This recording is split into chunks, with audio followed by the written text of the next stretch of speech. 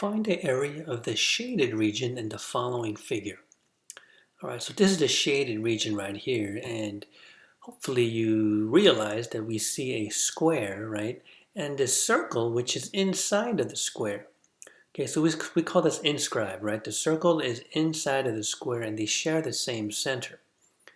Okay, so how are we going to find the area of the shaded region here?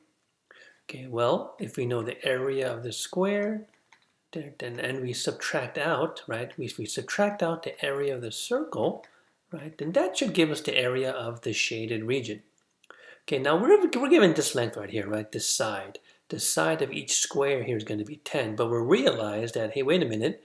If the side of the square is 10, that means that the diameter of the circle is also 10, right? Because the length across is the same, or it should be the same. All right, so then what's the area of the square going to be? The area of the square, in this case, is going to be 10 times 10, right, which is going to be 100. Okay. Now remember, the radius is going to be 5 because the diameter is 10. So then the area of the circle is pi r squared.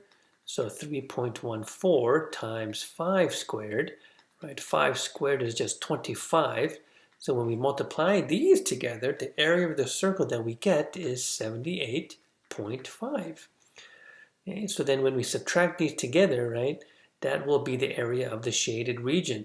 So in this case, the shaded region area is going to be 100 minus 78.5, okay, which gives us 21.5. Now, they don't give us like the units, right, like centimeters, feet, inches, right? So we can just say this is going to be 21.5 units squared. Okay, so whenever you see the shaded region, right, we always want to find, essentially we call it the outer region minus the inner region. Okay, and the shaded region will be essentially what is left.